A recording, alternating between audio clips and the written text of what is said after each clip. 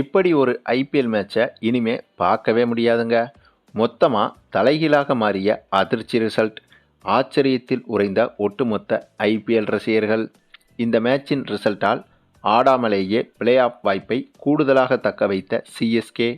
அதாவது ஒரு பிரம்மாண்டமான மேஜிக் ஷோவில் கூட மக்கள் எல்லாருக்கும் பிடிக்கிற மாதிரி மேஜிக் நடக்குமா அப்படின்னு கேட்டிங்கன்னா நடக்காதுங்க. ஒரு சிலருக்கு பிடிச்சிருக்கும், ஒரு சிலருக்கு மேஜிக் பிடிச்சிருக்காதுங்க. ஆனால் இந்த ஐபிஎல்னு எடுத்துக்கிட்டிங்கன்னா இதில் நடக்கிற மேட்சுக்கு வந்துட்டு ஐபிஎல் ரசிகர்கள் எல்லாத்துக்குமே பிடிச்சிருங்க. ஆமாங்க, அப்படிப்பட்ட பயங்கரமான மேட்சிக் ஒன்று தான் நேற்றைய தினம் இந்த மேட்ச்சில் நடந்துச்சு. அதுவும் ஒட்டுமொத்த கிரிக்கெட் ரசிகர்களாலையும் கற்பனை கூட செய்து பார்க்க முடியாத அப்படி ஒரு விஷயந்தாங்க நேற்று நடந்துச்சு. அது என்னன்னா, எப்படி சிஎஸ்கே மற்றும் மும்பை அணிகள் மோதும் போட்டிகளுக்கு உச்சக்கட்ட எதிர்பார்ப்புகள் இருக்குமோ அப்படித்தாங்க நேற்று நடைபெற்ற டெல்லி வெர்சஸ் லக்னோ அணிகள் மோதிய இந்த போட்டிக்கும் உச்சக்கட்ட எதிர்பார்ப்புகள் இருந்தது. அதற்கு காரணம் நம்ம ரிஷப் பண்ட் தாங்க. இவரை ஐபிஎல் வரலாற்றில் அதிகபட்ச தொகையான 27 கோடி கொடுத்து லக்னோ அணி இவரை ஏலத்தில் எடுத்திருந்தது. அதே சமயம் கடந்த சீசன் வரையிலும் டெல்லி அணியின் கேப்டனாக ரிஷப் பண்ட் செயல்பட்டிருந்தார். அதே போல லக்னோ அணியின் கேப்டனாக கேஎல் ராகுல் செயல்பட்டிருந்தார். ஆனால் இந்த வருடத்தில் அப்படியே தலைகீழாக மாறி டெல்லி அணிக்கு கேஎல் ராகுலும் லக்னோ அணிக்கு ரிஷப் பண்டும் கேப்டனாக மாறியிருக்கின்றனர். ஆகவே இது போன்ற சில விஷயங்கள் தான் இந்த போட்டியின் மீதான எதிர்பார்ப்பை மேலும் அதிகரிக்க வைத்தது. அப்படிப்பட்ட உச்சக்கட்ட எதிர்பார்ப்புகளுக்கு மத்தியில் தொடங்கிய இந்த போட்டியில் முதலில் பேட்டிங் செய்த லக்னோ அணி ஆரம்பத்தில் உச்சக்கட்ட அதிரடியை வெளிப்படுத்தியது. மிச்சல் மார்ஷ், நிக்கோலஸ் பூரன் போன்றவர்கள் அதிரடியாக விளையாடி ரன்களை குவிக்க, இதனால் ஒரு கட்டத்தில் வெறும் 13 ஓவர்களிலேயே 160 ரன்களை கடந்துவிட்டது லக்னோ அணி. ஆக லக்னோ அணியின் ஸ்கோர் கிட்டத்தட்ட 20 ஓவர்கள் முடிவில் 300 ரன்கள் வரையிலும் செல்லலாம் என்றும் வர்ணனையாளர்கள் கூறி வந்தனர்.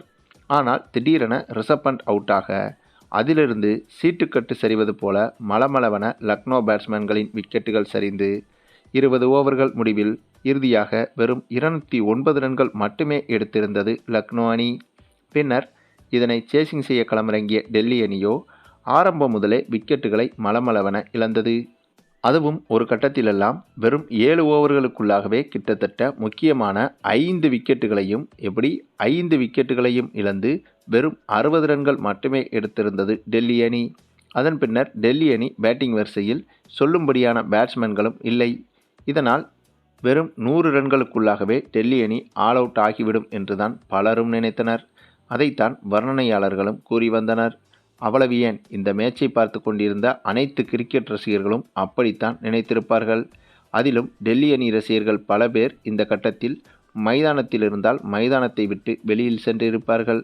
அதே போல டிவியில் இந்த மேட்சை பார்த்து கொண்டிருந்தால் டிவியை ஆஃப் செய்துவிட்டு தூங்கியிருப்பார்கள்.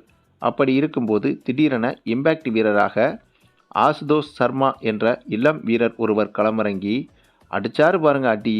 உங்க அடி எங்க அடி இல்லைங்க, சும்மா மரண அடி அடிச்சாப்புல. இவர் அடித்த அடியில் 100 ரன்கள் கூட எடுக்க மாட்டாங்க அப்படின்னு நினச்ச டெல்லி அணி 19.3 ஓவரில் 211 ரன்கள் எடுத்து லக்னோ அணியை ஈஸியாகவே வின் பண்ணி விட்டாங்க. இப்படி நடக்கிறதுக்கு வாய்ப்பே இல்லைங்க. ஆனாலும் அப்படி ஒரு சம்பவம் தான் நேற்றைய மேட்சில் அரங்கேறியது. மேலும் டெல்லி அணியின் இந்த வெற்றி என்பது சிஎஸ்கே அணிக்கு மறைமுகமாக மிகப்பெரிய பாசிட்டிவாகவும் மாறியிருக்கிறது. ஏன்னா ஐபிஎல் வரலாற்றில் எப்போதெல்லாம் முதல் போட்டியில் டெல்லி அணி வெற்றி பெறுகிறதோ அந்த சீசனிலெல்லாம் சிஎஸ்கே அணி பெருவாரியாக சிறப்பான பெர்ஃபார்மன்ஸை வெளிப்படுத்தியிருக்கிறது. அதிலும் சிஎஸ்கே அணி பிளே ஆஃப் சுற்றுக்கு எப்போதெல்லாம் தகுதி பெற்றிருக்கிறதோ அப்போதெல்லாம் டெல்லி அணி அவர்களது முதல் போட்டியில் இதுபோல மேஜிக் வெற்றியை செய்திருக்கின்றனர். ஆகவே டெல்லி அணியின் நேற்றைய வெற்றி என்பது டெல்லி அணிக்கு உதவுமோ உதவாதோ, ஆனால் கண்டிப்பாக சிஎஸ்கே அணி பிளே ஆஃப் செல்வதற்கு உதவும். சரி, நீங்கள் சொல்லுங்கள், நேற்றைய போட்டியில் டெல்லி அணியின் இத்தகைய பெர்ஃபார்மன்ஸ் பற்றி நீங்கள் என்ன நினைக்கிறீங்கன்னு உங்களுடைய கருத்துக்களையும் கமெண்டில் தெரிவிங்க. மேலும் இந்த வீடியோ பிடிச்சிருந்தா லைக் பண்ணுங்கள், மற்ற அனைவருக்கும் ஷேர் பண்ணுங்கள், மறக்காமல் நம்ம சேனலை சப்ஸ்கிரைப் பண்ணுங்கள்.